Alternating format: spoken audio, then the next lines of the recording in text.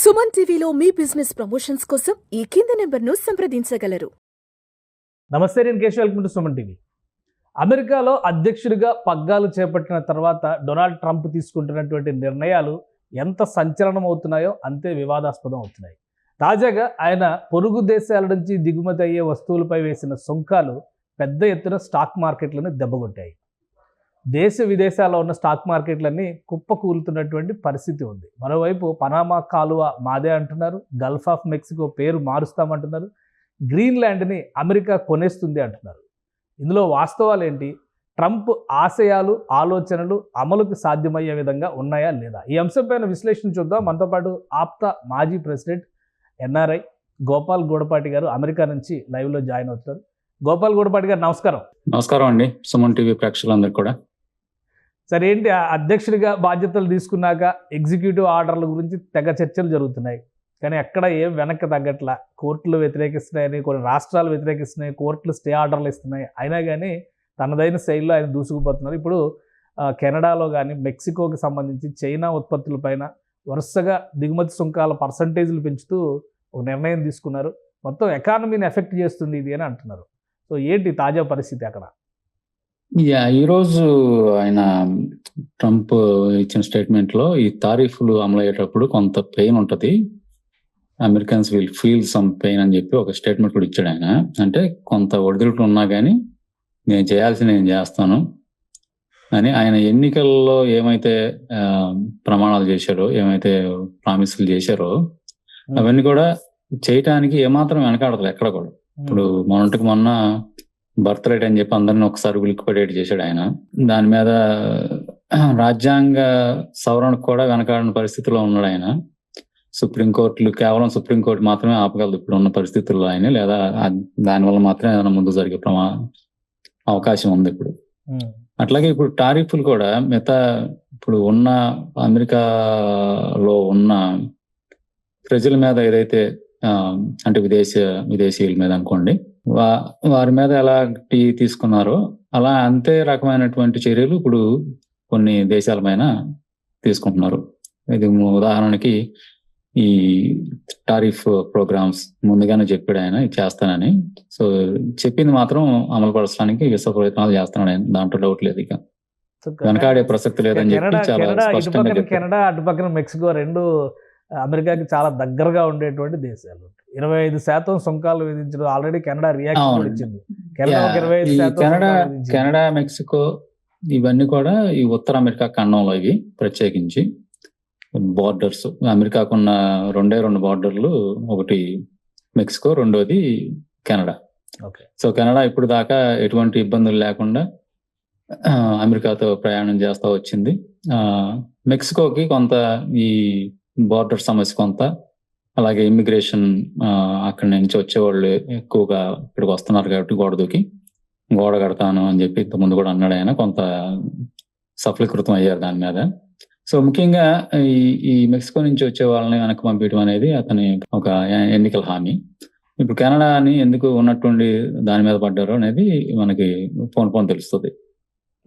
ఒక టైంలో అటువైపు రియాక్షన్ కూడా చాలా స్ట్రాంగ్ గా ఉంది. మళ్ళీ 51st స్టేట్ కింద అమెరికాలో కలిసిపోమంటున్నారు. అవును, అదే దాన్ని కలుపుతాను, మెక్సికోని కలుపుతాను, ఎవరు దొరికితే వాళ్ళని కలిపేస్తాను అని అందరితోని గట్టిగానే పెట్టుకుంటున్నాడు ఆయన.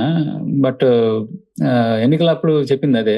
అప్పుడు అందరూ రాజకీయ నాయకులు బోర్డు అని ప్రామిసులు చేస్తుంటారు, ఏముందో ఇది ఎట్లాంటి అని కొంచెం లైట్ తీసుకున్నట్టున్నారు. అదే గట్టిగా ఈయన ఏం చేయాలనుకుంటున్నాడో అది మాత్రం చేస్తున్నారండి, దాంట్లో ఎటువంటి సందేహం లేదు. ఇకపోతే ఇప్పుడు ఈ రోజున మనం చూస్తే మెక్సికో, కెనడాతో పాటుగా ఈ రెండు దేశాలు అంటే అమెరికాతో పోలిస్తే సర్దుగేటువంటి దేశాలు కాదు కాబట్టి వాళ్ళు ఏదో వార్నింగ్లు ఇస్తారు. మెక్సికో ప్రధానమంత్రి అయితే ఆమె మంగళవారం చెప్తాను నేనేం చేస్తాను ఏంటో, నా దగ్గర ప్లాన్ బి ఉందని కూడా అంటున్నాడు ఆమె. ఆ ప్లాన్ బి ఏంటనేది మంగళవారం కానీ తెలియదు మనకి.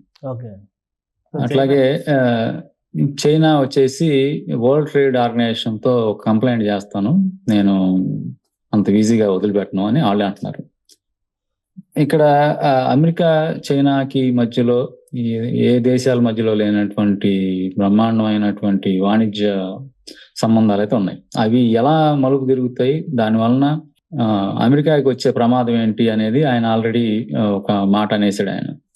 దీని వలన Americans will feel some pain, కొంత బాధ అనేది ఉంటుంది అని. అంటే ఏం జరుగుతుంది అనేది తెలియదు. ఓకే, దిగుమతులు ఆగిపోతాయా అంటే అమెరికా ఎక్కువగా ఆధారపడేది చైనా మీదే అన్ని రకాలుగా కూడా. సో దాని వలన ఆగిపోతే ఎటువంటి నష్టాలు ఉన్నాయి, ఎటువంటి కష్టాలు ఉన్నాయి అనేది రాబోయే కాలంలో తెలుస్తుంది. అంటే ఇవి వెంటనే రాత్రి స్టాక్ మార్కెట్ లాగా ఇంపాక్ట్ చూపించకపోవచ్చు. కాకపోతే ఈ సరుకులు రవాణా ఇవి నెలల తరబడి జరుగుతుంటాయి కాబట్టి ఎప్పుడో మొదలైన సరుకులు ఈ పాటికి వస్తుంటాయి. వాటి మీద కూడా సుంకం విధిస్తారా, లేదంటే అవి ఆల్రెడీ ముందుగానే వచ్చినాయి కాబట్టి వాటిని వదిలేస్తారా అనేది ఇవన్నీ కూడా ఏవి కూడా క్లారిటీగా ఉండవండి. అన్లెస్ మనకి పూర్తిగా ఆ ఆర్డర్స్ కానీ వాళ్ళు ఏమేమి సైన్ చేశారని తెలిసి తప్పితే, అవి కూడా ట్రేడ్ ఎక్స్పర్ట్స్ వాళ్ళు చదివి లేకపోతే లీగల్ ఎక్స్పర్ట్స్ చదివి చెప్తే తప్పితే మనం ఇప్పుడే దాని మీద పెద్ద వ్యాఖ్యానించే అవకాశం లేదు. అంటే వీటి వైపు నుంచి చూస్తే ఇప్పుడు చెప్తున్నటువంటి ఎక్కువగా ఈ ఆంక్షలు వేయడము వీటిపైన చూస్తే ఒక యాంగిల్లో కనిపిస్తుంది. మరోవైపు నుంచి పనామా కెనాల్ మాదే అంటున్నారు, గ్రీన్లాండ్ ని తీసేసుకుంటాం అంటున్నారు. జియోగ్రాఫికల్ గా కూడా అమెరికా బౌండరీస్ చుట్టుపక్కల ఉన్నటువంటి గల్ఫ్ ఆఫ్ మెక్సికో పోయి గల్ఫ్ ఆఫ్ అమెరికా అంటున్నారు. సో ఇవి చేంజ్ చేసేటువంటి అవకాశాలు ఉన్నాయా? అది నిజంగా ఇంటర్నేషనల్ ఒప్పందాలు ఇవన్నీ యాక్సెప్ట్ చేస్తే అమెరికా ఏకపక్షంగా నిర్ణయాలు తీసుకోవచ్చా? ఒకటి, గల్ఫ్ ఆఫ్ మెక్సికో పేరు మార్చడం పెద్ద కష్టమైన పని కాదు. మనం హైదరాబాద్ భాగ్యనగర్ హైదరాబాద్ లేకపోతే ముంబైని బొంబాయి లాగా అది మార్చేస్తున్నారు, పెద్ద సమస్య కాదు. ఆల్రెడీ చాలా మంది మ్యాప్ల్లో కూడా అప్డేట్ చేసేసినట్టున్నారు కొన్ని చోట్ల చూస్తే. అది అసలు సమస్య కాకపోవచ్చు, ఎందుకంటే ఇది మా వైపు ఉంది కాబట్టి దీన్ని గల్ఫ్ ఆఫ్ అమెరికా అంటా ఉన్నారు అనుకోండి, పేరు వల్ల పెద్ద అది సమస్య కాకపోవచ్చు బహుశా. రెండోది, ఇప్పుడు అలాస్కా చూసారనుకోండి, అలాస్కా అమెరికాకి అసలు కనెక్ట్ అయ్యలేని ప్రదేశం, కెనడా పైన ఉన్నటువంటి ప్రదేశం. అమెరికా నుంచి అలాస్కాకి మధ్యలో కెనడా ఒకటి ఉంది. అలాస్కా అత్యంత సమీపంలో ఉన్న దేశం రష్యా. మీకు గట్టిగా అయితే 2-3 కిలోమీటర్ల మైల్లో దూరంలో ఉంటుంది, ఆ సముద్రం ఉంది మధ్యలో, చాలా దగ్గర ఉంది. అసలు అమెరికాకి అలాస్కాకి సంబంధం లేదు, కానీ అమెరికా అలాస్కాని రష్యా నుంచి ఒక సందర్భంలో దాన్ని కొనుక్కోవడం జరిగింది. దాన్ని అమెరికా కింద అనుకుంటున్నారు. అట్లాగే కొన్ని వేల మైళ్ళ దూరంలో ఉన్న హవాయి దీవులు, సముద్రం మధ్యలో ఉన్నటువంటి పసిఫిక్ మహాసముద్రం మధ్యలో ఎక్కడో కొన్ని వేల మైళ్ళ దూరంలో ఉన్నటువంటి హవాయి కూడా అమెరికా కింద ఉంది. అట్లాగే పోర్టోరికో అని చెప్పేసి ఇంకోటి మీకు ఈస్ట్ లో చూస్తే అట్లాంటిక్ మహాసముద్రంలో, అది కూడా కొన్ని 100 మైళ్ళ దూరంలో ఎక్కడో ఒక చిన్నపాటి దీవులు అయ్యి, ఇవన్నీ కూడా అమెరికా కిందే ఉన్నాయి. ఇప్పుడు హవాయిని ఒక రాష్ట్రం అన్నారు, అలాగే అలాస్కాని కూడా ఒక రాష్ట్రం కింద చూశారు. సో అలాగే ఇప్పుడు ఈ ప్రపంచంలో ఎక్కడున్నా సంబంధం లేదు, దాన్ని అమెరికా కిందకి, అమెరికా ఇంకొక రాష్ట్రం కిందకి వాళ్ళందరూ ఒప్పుకుంటే, ఒకవేళ వీళ్ళు ఏమైనా దాడి చేసి దాన్ని తీసుకోగలిగితే అది కూడా చేయొచ్చేమో తెలియదు. ఇంతవరకు అటువంటి సందర్భాలు ఎప్పుడు లేవు. ఈవెన్ ఇప్పుడు టెక్సాస్ కూడా చూస్తే, ఇప్పుడు నేను ఉన్నటువంటి టెక్సాస్ కూడా చూస్తే ఒకప్పుడు మెక్సికోలో భాగమే అది. సో వీటన్నిటి మీద యుద్ధాలు కానివ్వండి, లేకపోతే కొనుక్కోవటం కానివ్వండి, ఏదో రకంగా చేసి దాన్ని అమెరికాలో కలుపుకోవడం జరుగుతూ ఉంది ఎప్పటి నుంచో, గత 200-300 సంవత్సరాల నుంచి చూసుకుంటే. ఇంకా మనకి తెలిసి ఒక ఈ మధ్య కాలంలో ఒక 50-60 సంవత్సరాలు లేకపోతే గత 100 సంవత్సరాలు ఇటువంటి కార్యక్రమాలు ఏం లేవు. దాడి చేయటాలు, ఆక్రమించుకోవటాలు, కొనుక్కోటాలు అటువంటి సందర్భాలు పెద్దగా ఏం లేవు. కాబట్టి ఇప్పుడు ఈయన రాజ్యాధికారం లేకపోతే రాజ్య విస్తరణ మన దగ్గర ఎట్లయితే అఖండ భారత్ అని చెప్పి అన్ని కలిపేయాలనుకుంటున్నారో, ఇక్కడ కూడా ఈయన కూడా అటువంటి ప్రోగ్రామ్ ఏదో పెట్టినట్టున్నాడు ఈయన. సో కనపడిన వాటిన్నింటినీ నేను కొనుక్కుంటాను, లేదా లాక్కుంటాను, లేదంటే ఆక్రమిస్తాము అని అంటున్నారు. ఇప్పుడు దాకా అమెరికా అగ్రరాజ్యం, దీని దగ్గర బోల్డన్ని ఆయుధాలు ఉన్నాయి, డబ్బులు ఉన్నాయి అనేది బయట ప్రపంచం అంతా అనుకుంటున్న సందర్భంలో, ఒకవేళ నిజంగా గ్రీన్లాండ్ మీద దాడికి వెళ్తే ఆపేది ఎవరు? ఈ ప్రాంతంలోకి వచ్చి ఆపటానికి కూడా ఎవరు లేరు కదా. ఇప్పుడు ఎటువంటి మిగతా దేశాలకి ఎటువంటి కనెక్షన్ లేదు వాటికి, అది ఎక్కడో పైన ఆడో ఉంటుంది. దాని దగ్గరికి ఇంకో కంట్రీ వచ్చి ఆపగలిగే పరిస్థితి లేదు. అమెరికానే ఇరాన్, ఇరాక్ లాంటి చోటకి వెళ్ళి, లేకపోతే ఆఫ్ఘనిస్తాన్ చోటకి వెళ్ళి అక్కడ అందరికి ఆయుధాలు అమ్మో లేకపోతే వీళ్ళే అక్కడ సైన్యాన్ని మోహరించో ఇవన్నీ చేయగలుగుతున్నారు. కానీ ఇంకా ఏ ఇతర కంట్రీ కూడా, దేశం కూడా ఇప్పుడు గ్రీన్లాండ్ దగ్గరికి వచ్చి వీళ్ళని కాపాడే పరిస్థితి అయితే లేదు. సో అంటే ఆయన అనుకున్న లక్ష్యం నెరవేరడానికి అవకాశాలు ఉన్నాయంటారు. కానీ రిలేషన్స్ చెప్పలేం. ఇతర దేశాలతో సంబంధాల విషయంలో కానీ ప్రభావం చూపించేటువంటి అవకాశం ఉండదా? 100% అని ఆయన ముందే చెప్పాడు కదా, నేను చేసే ప్రతి యాక్షన్ మీ అమెరికన్స్ కి మంచి చేస్తుంది, కాకపోతే ఫస్ట్ లో కొంచెం ఇబ్బందిగా ఉంటుంది, దాన్ని నోడ్చుకోండి, నేను మీకు బ్రహ్మాండమైన ప్రగతి చూపిస్తాను అంటున్నాడు ఆయన. సో ఇప్పుడు ఉక్రెయిన్ లేకపోతే ఏ మాటగా మాట ట్రంప్ ఉన్న 4 సంవత్సరాల్లో అమెరికా యుద్ధం చేసింది ఏమీ లేదు. ఆయన దానికి వ్యతిరేకం అనుకుంటాను. అలా ఇప్పుడు తర్వాత కొన్ని వేల బిలియన్ డాలర్లు, లక్షల బిలియన్ డాలర్లు ఈ యుద్ధాల కోసం పెడతానే ఉన్నారు అమెరికన్స్. అమెరికన్ ట్యాక్స్ మనీ అంతా కూడా యుద్ధాలకి సగం పోతా ఉంది. ఇప్పుడు ఉక్రెయిన్ యుద్ధం జరుగుతూ ఉంది 4-5 ఏళ్ల నుంచో, ఇంకా ఎక్కువ సంవత్సరాల నుంచో. దానికి అనేక వేల కోట్ల డాలర్లు వీళ్ళు బడ్జెట్ లోంచి శాంక్షన్ చేస్తా ఉన్నారు. సో ఇప్పుడు అలాంటి బడ్జెట్ ని మళ్ళీ తిరిగి ఇటు మెక్సికోనో లేకపోతే కెనడానో లేకపోతే ఇంకొకటో ఏదో ఒక దేశాన్ని ఆక్రమించడానికి కోసం ప్రయత్నం చేస్తే డెఫినెట్ గా చేయొచ్చు. ఆ డబ్బులు కూడా వీళ్ళ దగ్గర ఉన్నాయి. కాకపోతే ఈ ఇంటెన్షన్ ఈ మధ్య కాలంలో ఈయనకి మొదలైంది. స్వతహాగా ఈయన బిజినెస్ మ్యాన్ కాబట్టి మేబీ ఏదన్నా డీల్ సెట్ చేసి తీసుకుంటాడు, కానీ యుద్ధం చేయకపోవచ్చేమో అని కూడా అనుకోవచ్చు. ఎందుకంటే స్వతహాగా ఎప్పుడు చేయలేదు, పైగా నేను వస్తే యుద్ధాలన్నీ ఆపేస్తానని చెప్పారు కాబట్టి ఏ బిజినెస్ డీల్లోనూ దాన్ని సెట్ చేయొచ్చామో తెలియదు. అన్ని రకాలుగా వాళ్ళని ఉక్కిరి బిక్కిరి చేసి వాణిజ్యం ఏమి అందకుండా చేసో లేదో ఏదో ఒకటి చేయొచ్చు. ఇతిమధ్యంగా యుద్ధం చేస్తాడు. ఇప్పుడున్న సినారియాలో ఇండియన్స్ పరిస్థితి ఏంటి? అటు వాళ్ళ మధ్య ఒక రకమైన రచ్చ నడుస్తుంది. మన వాళ్ళకి చాలా ఆందోళన, 20,000 ఉద్యోగాలు తీసేశారు, ఆల్రెడీ ఐడెంటిఫై చేశారు, లక్షల మందిని ఇండియా పంపించేస్తారు, ఇటువంటి చర్చలు ఎక్కువ జరుగుతున్నాయి. అలాంటి వాతావరణం ఏమైనా ఉందా? ఒకటైతే ఉందండి. ఒక 18,000 మందిని ఇండియానే ఐడెంటిఫై చేసింది అనేది ఒక వార్త గట్టిగా తిరుగుతూ ఉంది.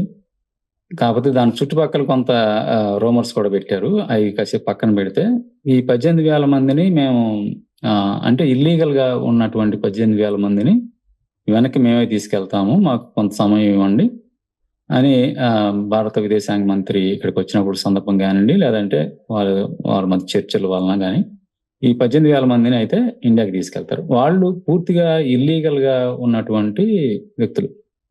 ఇల్లీగల్ గా ఎవరున్నా కూడా అది మెక్సికన్స్ కానివ్వండి, భారతీయులు కావచ్చు, ఇంకే ఇతరత్ర ఏ దేశాలకు పోయాలైనా కానీ అది ఆన్ గోయింగ్ ప్రోగ్రామ్ అది. కాకపోతే చాలా గట్టిగా చెప్తున్నాడు, ఊరినే తాటక చప్పులు కాదు, నిజమైన చర్యలు కూడా జరుగుతున్నాయి కాబట్టి ఖచ్చితంగా ఈ 18,000 మందిని ఐడెంటిఫై చేసిన వాళ్ళని తీసుకెళ్తారు. లేదా ఈ 18,000 మందిని ఆల్రెడీ అమెరికానే ఐడెంటిఫై చేసి మనకున్న కాస్త కోస్తా స్నేహ సంబంధాలు అనుకోండి, లేకపోతే మన మీడియాలో వచ్చే హైపుల వలన కానివ్వండి, అమెరికాకి ఇండియాకి బ్రహ్మాండ సంబంధాలు ఉన్నాయి అంటున్నారు కాబట్టి, అందులో గతంలో మోడీ గారు వచ్చినప్పుడు కూడా ట్రంప్ ఆయన ఇద్దరు చేయి కలుపుకుని తిరిగారు, భుజాల మధ్య చేతులు వేసుకుని. 4 ఏళ్ళ తర్వాత విషయం ఇప్పుడు. కాకపోతే కొంత వెసులుబాటుకు రాగా ఈ మనల్ని తీసుకెళ్లిపోయి జైల్లో పెట్టి అటువంటి కార్యక్రమాలు చేయకుండా 18,000 ఐడెంటిఫై చేశారు కాబట్టి వాళ్ళని ఖచ్చితంగా డిపోర్ట్ చేయటానికి సిద్ధంగానే ఉన్నారు 2 ప్రభుత్వాలు కూడా. కాకపోతే ఇక్కడ ఉన్న న్యూస్ ఏంటంటే వాళ్ళని ఎవరు డిపోర్ట్ చేయాలి, ఎవరెక్కిస్తే వాళ్ళు ఆ ఖర్చులు వాళ్ళు పెట్టుకోవాలి కదా, మాకెందుకు ఈ ఖర్చులు అని అమెరికా అనుకోవచ్చు, పంపించండి లేకపోతే మానేసేయండి అని చెప్పి ఇండియా కూడా అనుకోవచ్చు. అది వేరే విషయం. కానీ ఇల్లీగల్ గా ఉన్న 18,000 మందిని ఐడెంటిఫై చేసిన వాళ్ళని, ఇంకా అలాంటి వాళ్ళు కొన్ని వేల మంది కూడా ఉండొచ్చు. ఇల్లీగల్ గా ఉన్న వాళ్ళకి ఎవరు ఉద్యోగాల విషయంలో కూడా చెప్తున్నారు, 20,000 ఉద్యోగాలు తీసేశారు అంటున్నారు. నిజమేనా? దానికి దీనికి ఎటువంటి సంబంధం లేదండి, అది ఎక్కడ కూడా ఉన్నది కాదు. ఉద్యోగాలు జనరల్ గా ప్రతి కంపెనీలోనూ లే ఆఫ్స్ అనేవి జరుగుతుంటాయి, దానికి దీనికి ఏ విధమైన సంబంధం లేదు. మీరు చెప్పిన 18,000 అయితే వాళ్ళు ఇల్లీగల్ గా ఉన్నోళ్ళు, వాళ్ళని 100% ఈ రోజు కాబట్టి రేపైనా డిపోర్ట్ చేస్తారు. అది అమెరికా చేస్తుందా లేకపోతే ఇండియా తీసుకెళ్తుందా అనేది అది వేరే ప్రశ్న. అది రైట్. ఇంకా మరి దేశంలో కూడా చాలా మంది చదువుకోవాలి, అమెరికాలో వెళ్ళాలి అనేటువంటి ఆలోచనను కానీ ఆ కోరికను కానీ చంపేస్తున్నటువంటి పాలసీలు అక్కడ రెడీ అవుతున్నాయి అనేటువంటి అభిప్రాయం వస్తుంది. ఇప్పుడు విద్యార్థుల వీసా మీద వెళ్ళేటువంటి వాళ్ళకి నిబంధనలు మరింత కఠినం అవుతున్నాయా అమెరికా వెళ్ళాలంటే? నిబంధనలు ఎప్పటి నుంచో ఉన్నాయండి. నేను లాస్ట్ టైం హైదరాబాద్ వచ్చినప్పుడు కూడా ఇదే చెప్పాను సుమన్ టీవీలో. అవాస్తవాలు ఎక్కువగా తిరుగుతున్నాయి. టీఆర్పీ రేటింగ్ కోసం కానివ్వండి, ఇంకోటి కానివ్వండి. నిబంధనలు అయితే ఎప్పుడు అయ్యే ఉన్నాయి. ఇప్పుడు మీరు రోడ్డు మీద మీరు 70 కిలోమీటర్లు స్పీడ్ లిమిట్ ఉంటే మీరు 100 పోయారు అనుకోండి, 10 మందిని పట్టుకోపోవచ్చు, 11 మంది పట్టుకుంటారు. లేదా పోలీసు వాడు అక్కడికి రోడ్డు మీదకి వచ్చినప్పుడే అవి అమలు అవుతాయి అనుకుందాం కాసేపు. మనం రోజు వాటిని పట్టించుకోం. స్పీడ్ లిమిట్ 70 ఉన్నా కానీ మన పాటికి మనం 100 వెళ్తాం, పట్టుకున్నప్పుడు చూద్దాంలే అని. సో ఈసారి ఏమైందంటే అవే నిబంధనలు ఎప్పటి నుంచో ఉన్నాయి. మెయిన్ గా ఇక్కడ స్టూడెంట్స్ సమస్యకి వస్తే, స్టూడెంట్స్ అమెరికా వచ్చే ముందు ఏం చెప్తారు, ఇక్కడ 4 ఏళ్ళకి లేకపోతే 2 ఏళ్ళకి సంవత్సరానికి మేము చదువుకోవడానికి వస్తున్నాం, ఈ ఖర్చులన్నీ ఉండటానికి, తినటానికి, కాలేజ్ ఫీజులకి అన్నిటికీ కలిపి మా దగ్గర ఇన్ని $1,000 మా దగ్గర ఉన్నాయి. మాకు ఇక్కడ ఇండియాలో కొన్ని లక్షల ఆస్తులు ఉన్నాయి, కొన్ని కోట్ల ఆస్తులు ఉన్నాయి, మేము కేవలం చదువుకోవడానికి వస్తాం, చదువుకున్నాక వెళ్ళిపోతాం అనే కథ అందరూ చెప్పే కథే స్టూడెంట్స్ ఎప్పుడైతే వచ్చేటప్పుడు. కానీ ఇక్కడికి వచ్చినాక ఏం చేస్తున్నాం మనం, ఇక్కడికి వచ్చినాక మనకి ఖర్చులకి ఫస్ట్ సెమిస్టర్కి ఎట్టగొట్టి ఫీజులు కడతారు, మిగతా వాటికి ఇక్కడే ఉద్యోగాలు చేసుకుని మీరు సంపాదించుకోవచ్చు అని చెప్తారు. ఇండియాలో కానీ కన్సల్టింగ్ కానీ మన చుట్టుపక్కల కానీ ఇక్కడ ఉన్న వాళ్ళు కూడా అదే చెప్తారు. ఏం కాదు, నీకు ఇక్కడికి వచ్చేసి ఏదో ఒక జాబ్ చేసుకుని నువ్వు డబ్బులు సంపాదించి నువ్వు ఇండియా పంపించేయచ్చు, నీకు ఖర్చులకి ఇబ్బంది లేదని చెప్తారు. ఇక్కడ నిబంధనల ప్రకారం ఒక యూనివర్సిటీకి వచ్చి ఉంటే ఒక 20 మందికో 30 మందికో వాళ్ళు ఉద్యోగాలు ఇవ్వగలుగుతారు. ఒక 20 గంటలు లోకల్ గా ఆ యూనివర్సిటీలో ఉన్న లైబ్రరీలోనో లేకపోతే అక్కడ ఉన్న రెస్టారెంట్ లోనో ఆ లోపలే క్యాంపస్ లోపల ఇచ్చే ఉద్యోగాలు 20 మంది కంటే ఎక్కువ ఉండవు. గతంలో పోల్చుకుంటే ఇప్పుడు కొన్ని వేల మంది వస్తున్నారు. మనకి ఇండియా నుంచే ప్రతి సంవత్సరం 1,00,000 మంది వస్తున్నట్టుగా అనిపిస్తుంది. దాంట్లో 50,000 మంది హైదరాబాద్ నుంచే వస్తుంటారు.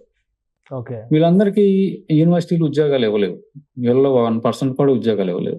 అందుకని వీళ్ళు బయటకు వచ్చి రెస్టారెంట్స్ లోనో గ్రాసరీ స్టోర్స్ లోనో ఎక్కడో చోట ఇల్లీగల్ గా పనిచేస్తుంటారు. ఎప్పుడైతే ఈ ఇల్లీగల్ నేను పట్టించుకుంటాను, ఇల్లీగల్ గా ఏది చేసినా ఒప్పుకోను, లా ఇంపార్టెంట్ అని ట్రంప్ అన్నాడు అనుకోండి, దాన్ని మనం బూచిగా చూపించలేం.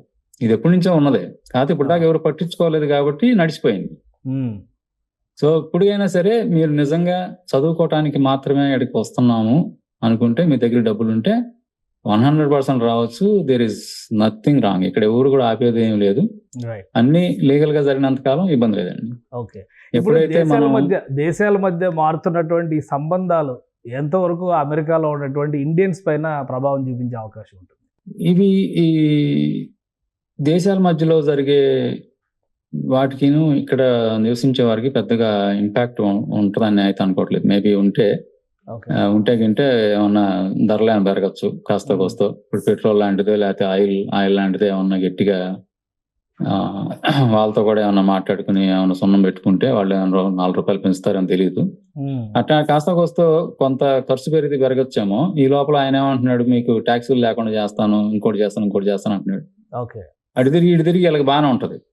ఇప్పుడు దాంతో పాటుగా ఇల్లీగల్ వాళ్ళందరినీ మేము బయటికి పంపించేస్తాం అన్నప్పుడు అది ఇంకో రకమైన సమస్య. ఏంటంటే ఇక్కడ చిన్నపాటి పనులు చేసేవాళ్ళు ఎవరైతే ఉంటారో వాళ్ళందరూ కూడా మెజారిటీ, అందరాన్ని కూడా అనటానికి లేదు, మెజారిటీ వారికి ఏ విధమైన చదువు లేకపోవటం వలన, లేదంటే లీగల్ గా ఇక్కడ స్టేటస్ లేకపోవటం వలన ఈ గడ్డి కోయటం, లేకపోతే చెట్లు పెంచడం, లేకపోతే ఇట్లా కొన్ని చిన్న పనులు ఉంటాయి కదా, అవన్నీ కూడా వాళ్ళు చేస్తుంటారు. ఇప్పుడు వాళ్ళు లేకపోతే ఎవరు చేస్తారు అనేది ఒక సమస్య.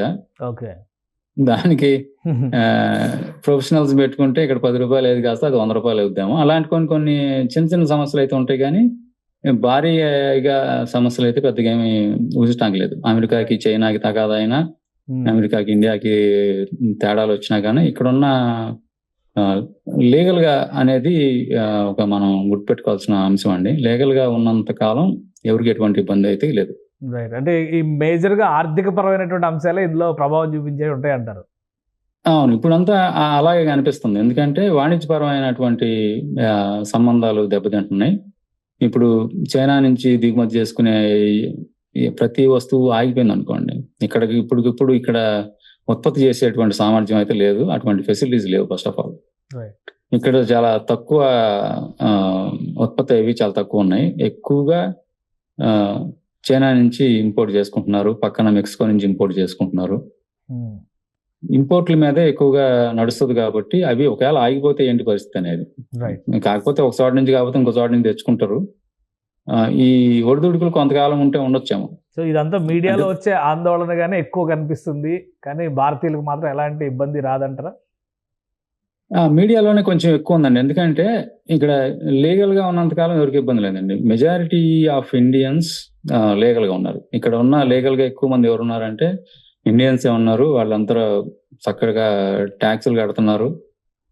ఇక్కడ అమెరికన్ సిస్టమ్ గౌరవిస్తున్నారు. ఏ రకంగా కూడా ఏమి క్రైమ్ రేట్ కూడా ఎక్కువ ఏం లేదండి మన దగ్గర. ఇండియన్స్ ట్యాక్స్ ఫ్రీ అమెరికా అనేది సాధ్యం అవుతుందా? ఇన్కమ్ ట్యాక్స్ ఫ్రీ అమెరికా అని ఇప్పుడు ఇన్ని రకాల ఒత్తిళ్లు ఉన్నప్పుడు ఆ రిలాక్సేషన్ అనేది ఇవ్వడానికి పాసిబిలిటీ ఉందా కాన్స్టిట్యూషన్ ప్రకారం? ఇప్పుడు ఆయన ఎగ్జిక్యూటివ్ ఆర్డర్ ఇవ్వగానే కొన్ని రాష్ట్రాలు వ్యతిరేకిస్తున్నాయి, సుప్రీంకోర్టులకి కోర్టులకు వెళ్ళేటువంటి పరిస్థితి ఉంటుంది. ఇక్కడ అమెరికాలో ఉన్నటువంటి గమ్మత్ ఏంటంటే ఎంత ప్రెసిడెంట్ అయినా కానీ ఆయనకి చెక్స్ అండ్ బ్యాలెన్సెస్ చాలా ఉన్నాయి. అలాగే 50 రాష్ట్రాలు ఉన్నాయి. ఈ రాష్ట్రాలన్నిటికీ రకరకాల కోర్టులు ఉన్నాయి. కొన్ని చోట్ల అవునంటారు, కొన్ని చోట్ల కాదంటారు, నడుస్తుంటాయి. అట్లాగే ఇప్పుడు టెక్సాస్ లో చూసారనుకోండి, ఇక్కడ ఇన్కమ్ ట్యాక్స్ లేదు. ఓకే. మామూలుగానే ఇక్కడ ఇన్కమ్ ట్యాక్స్ లేదు, స్టేట్ ట్యాక్స్ లేదు, కానీ ఫెడరల్ ట్యాక్స్ ఉంటది. మేము కొన్ని స్టేట్లో అది ఉంటది, కొన్నిట్లో ఇది ఉండదు. రకరకాలైన ట్యాక్స్ సిస్టమ్స్ ఇక్కడ ఉన్నాయి.